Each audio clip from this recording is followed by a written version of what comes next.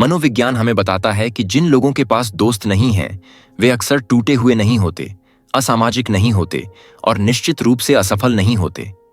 अधिकांश मामलों में उनका दिमाग अलग तरीके से काम करता है, एक ऐसे तरीके से जो सामान्य सामाजिक जीवन को थकाऊ, सतही या बस बेकार बना देता है।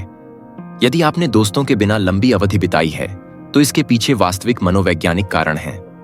पहला कारण, आपके पास नकली लोगों के लिए शून्य सहनशीलता है। यदि आपके पास कुछ या कोई दोस्त नहीं है, तो आप शायद नकली लोगों से घिरे रहने को सहन नहीं कर सकते। ऐसे लोग जो मुखौटा पहनते हैं, जो गपशप करते हैं, जो हेरा फेरी करते हैं। शोध से पता चलता है कि जैसे जैसे हम आत्म जागरूक होते हैं, असली व्यवहार के प्रति हमारी सहनशीलता नाटकीय रूप से गिरती है। आप पूरी तरह अकेले रहना पसंद करते हैं, बजाय किसी ऐसे व्यक्ति के साथ सतही बातचीत सहने के जो असली होने की जगह भूमिका निभा रहा हो।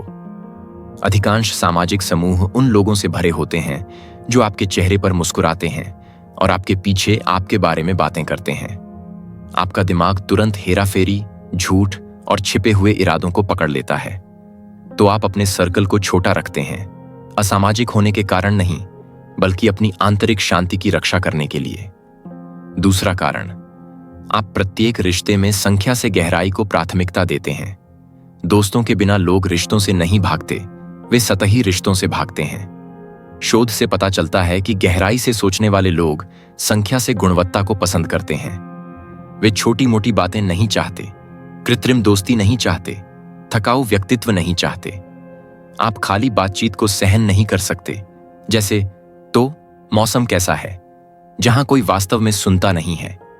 यदि किसी विषय में गहराई नहीं है, वास्तविक सार नहीं है, तो आप शामिल नहीं होते। आप केवल गहराई से जुड़ते हैं, जो दुर्लभ है। आप विचारों, मनोविज्ञान, लोगों को क्या प्रेरित करता है, जीवन को क्या सार्थक बनाता है, इन सब के बारे में बात करना चाहते हैं।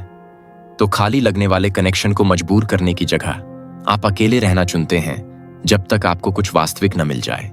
तीसरा कारण, आपके दिमाग को सामाजिक मिथ्या क्रिया के बाद ठीक होने के लिए अधिक समय की आवश्यकता होती है। कुछ लोगों के पास स्वाभाविक रूप से अधिक संवेदनशील तंत्रिका तंत्र होता है, जिसका अर्थ है कि सामाजिक परिस्थितियां उन्हें अधिक जल्दी थकाती हैं। मनोविज्ञान इसे उच्च सामाजिक संवेदनशीलता कहता है। दूसरों के साथ इंटरैक्ट करने के बाद आपके दिमाग को फिर से चार्ज होने के लिए लंबे ब्रेक की जरूरत होती है। इसका मतलब यह नहीं है कि आप लोगों से नफरत करते हैं। आपका दिमाग सामाजिक संपर्क के दौरान बस अधिक ऊर्जा जलाता है, जबकि बहिर्मुखी लोग दूसरों के आसपास रहने से ऊर्जा प्राप्त करते हैं। प्रत्येक बातचीत आपको कुछ कीमत देती है। आप जानकारी को अधिक गहराई से संसाधित करते हैं, आप अधिक भावनात्मक संकेतों को पकड़ते हैं और आप कई स्तरों पर इंटरैक्शन का विश्लेषण करते हैं। आप अपनी सामाजिक ऊर्जा को बचाते हैं, क्योंकि आपके लिए यह एक सीमित संसाधन है। सामाजिकता के बाद आपको ठीक होने के लिए पूर्ण अकेलापन चाहिए। चौथा कारण, आप अत्यंत स्वतंत्र हैं और बाहरी सत्यापन की आवश्यकता नहीं है। बहुत से दोस्तों के बिना लोग अच्छा महसूस करने के लिए सामाजिक सत्यापन पर निर्भर नहीं होते। शोध इसे कम सामाजिक निर्भरता कहता है। आप अपने आप को मनोरंजन दे सकते हैं, अकेले समस्याओं को हल कर सकते हैं और अपने स्वयं के दिमाग में आराम पा सकते हैं। आपके चारों ओर एक सर्कल की आवश्यकता होने की जगह आप अपनी खुद की दुनिया बनाते हैं। आप दूसरों पर सत्यापन, मनोरंजन या प्रेरणा के लिए निर्भर नहीं होते। यह आपको दूर दिखता है, लेकिन यह वास्तव में एक शक्ति है।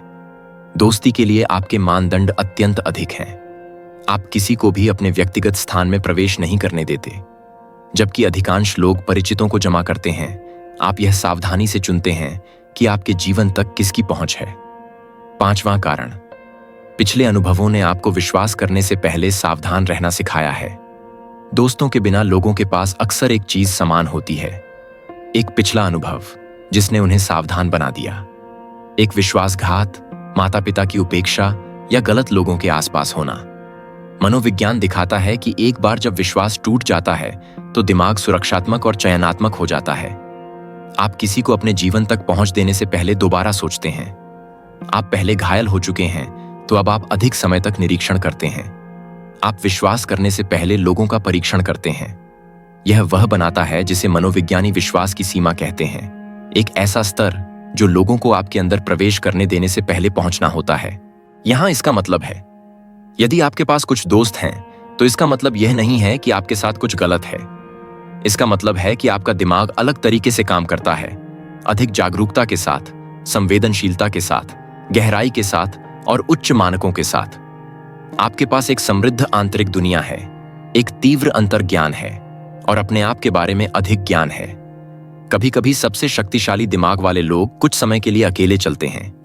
यदि आप अन्य मनोविज्ञान वीडियो चाहते हैं जो आपके व्यक्तित्व को उस तरीके से समझाएं जैसे स्कूल ने आपको कभी नहीं सिखाया, तो अभी सब्सक्राइब करें, क्योंकि अगला वीडियो आपके बारे में कुछ ऐसा प्रकट कर सकता है जो आपने कभी महसूस नहीं किया।